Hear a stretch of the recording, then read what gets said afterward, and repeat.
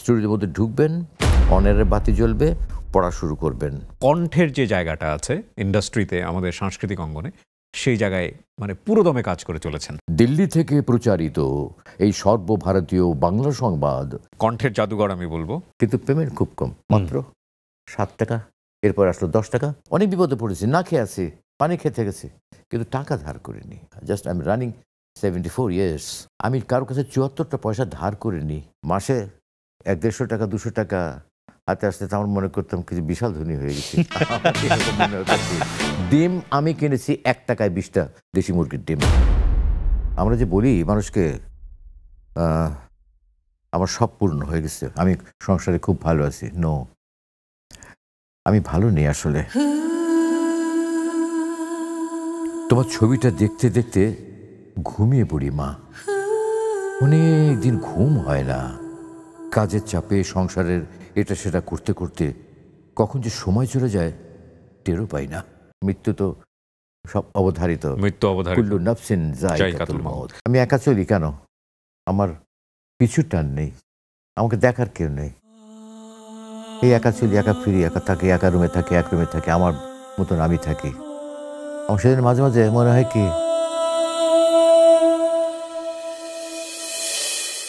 বাংলাদেশের অডিও ইন্ডাস্ট্রিতে আমি যদি বলি যে যার কণ্ঠ বিভিন্নভাবে ব্যবহার হয়েছে, এই মানুষটির নাম হচ্ছে সৈয়দ ইসমাত তোহা। অনেকেই তাকে তোহা ভাই বলে চেনেন। আমি খুবই সম্মানিত বোধ করছি আপনাকে আমার অনুষ্ঠানে পেয়ে। সবাইকে সালাম, শুভেচ্ছা। কিবরিয়াকে আমি এমনি পছন্দ করি, আর ওর অনুষ্ঠানে আমি আগেও তো দেখেছি, শুনেছি।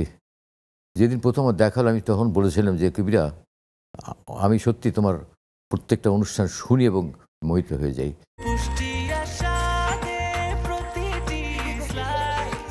ব্রেকফাস্ট, টিফিন কিংবা স্ন্যাক টাইমে মজাদার আয়োজন মানে অল টাইম ব্রেড।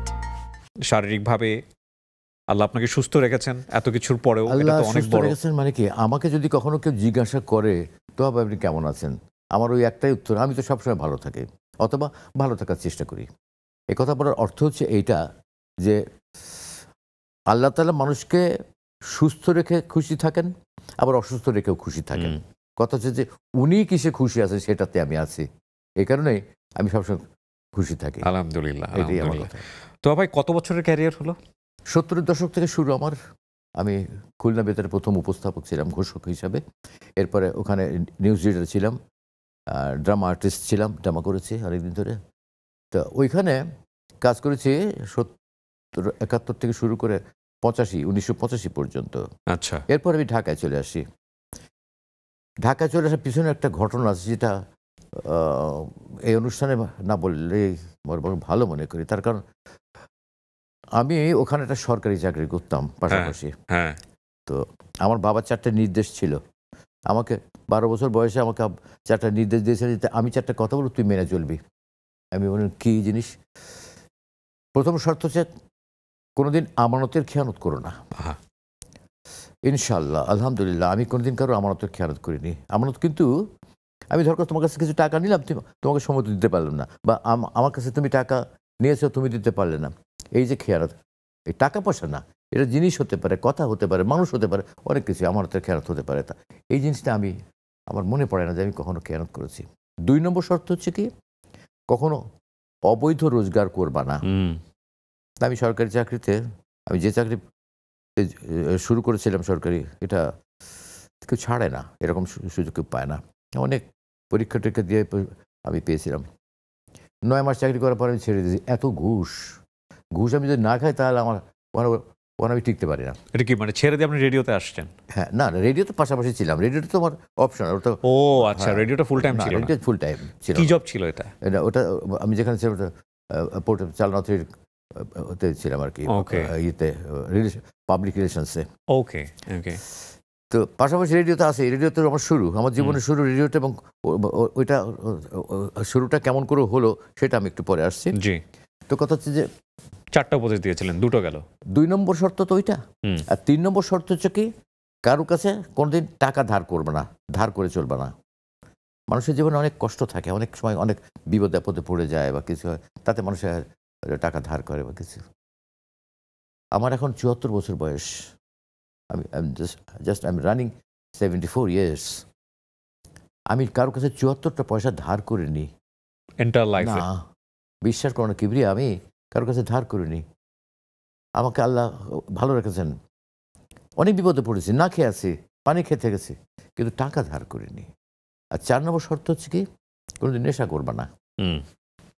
আমি কখনো করিনি। এটা তো আব্বার কাছে দেওয়া ওয়াদা, এবং সেটা আমি আজ অবধি মেনে চলছি।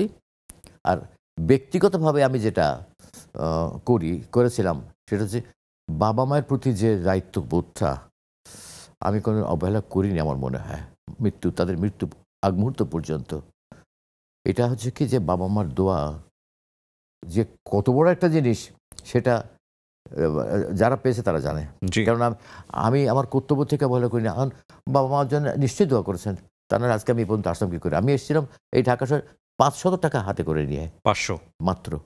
হ্যাঁ, তো আল্লাহ অশেষ রহমতে আমার মাথায় একটা ছাদ আছে, আমার একটা বাহন আছে, থাকি সুখে শান্তি। কারো চিন্তা নেই যে আমার কাছে কেউ টাকা পাবে, এরকম চিন্তা নেই। আজকাল মানুষের টাকা পেলে ফোন বন্ধ করে রেখে দেয়, অথবা সিম চেঞ্জ করে। আমার সেই প্রথম সিম যেটা, ওই আজ অবধি সেটাই আছে, আজ অবধি একই আছে এবং থাকবে তাই, কারণ আমার কাছে কেউ টাকা পায় না। তো এইভাবেই চলছে আর কি। জি,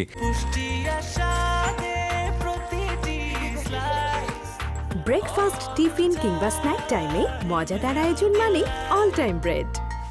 লিজেন্ডারি কিছু ওয়ার্ক আছে যেটা বাংলাদেশের সব মানুষ শুনেছে। আমি শুনলাম যে আজানের যে তর্জমাটা, ওটা করেছেন অনেকেই, হ্যাঁ অনেকেই করেছেন।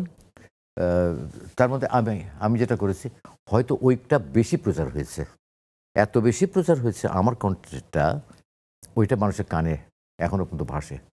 আর এই কারণেই হয়তো মানুষের আমাকে ওই জন্য খুব বেশি। ওটা কি রেডিও প্লাস টেলিভিশন দু জায়গাতেই হয়েছে? হ্যাঁ।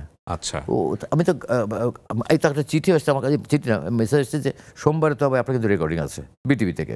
আচ্ছা, আমার প্রায় সব চ্যানেলেই কাজ করা আছে, তারপরে এশিয়া টিভিতেও কাজ করি, আর বাংলা ভিশনে তো আমি আছি। ওরা ৩০ পাড়া কোরআনের তর্জমা এইটা হচ্ছে আমার জীবনের সেরা কাজ।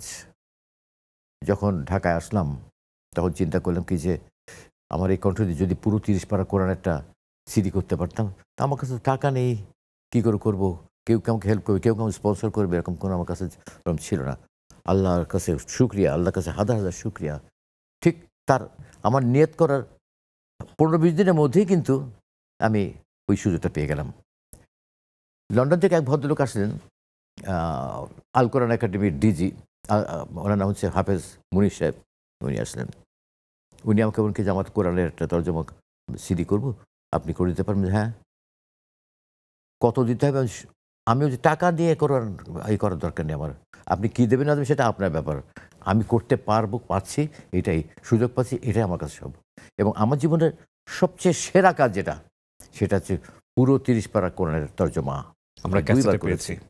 এটা আমি অনেক দেশ ঘুরেছি, তা আমেরিকায় একটা কোনো রেস্টুরেন্টে, তারপরে লন্ডনে, এইসব জায়গায় ওরা সকালবেলা কোরআন তেলাওয়াত শুনে, তর্জমা শুনে, তারপরে দোকান খোলে। আমি দেখছি যে আমি যেটা করেছি সেইটাই শোনে। তাই জন্য ওনাকে জিজ্ঞেস করলাম কি আপনাকে রেগুলার এরকম শোনেন নাকি? তো হ্যাঁ, আমাদের বাসায় শোনে, আমার অফিসে শোনে, আমাদের দোকানে শোনে, সবাই শোনার পরে সব দেখা শোনার পরে তারপর আমরা দোকান খুলি। এই আমাদের শুরু। তো এটা এখন ট্রেনেও আমারটা দেয়, ট্রেনেও শুনেছি আমি অনেক জায়গায় আমার কোরআন তেলাওয়াতের ওইটা খুব বহুল প্রচারিত একটা রেকর্ড। আল্লাহ চায় তো, মানে আল্লাহ যেদিন শুনতে পাবো, মরে গেলে কেউ জানি না, মৃত্যু তো সব অবধারিত, মৃত্যু অবধারিত, কুল্লু নাফসিন যায়কাতুল মাউত।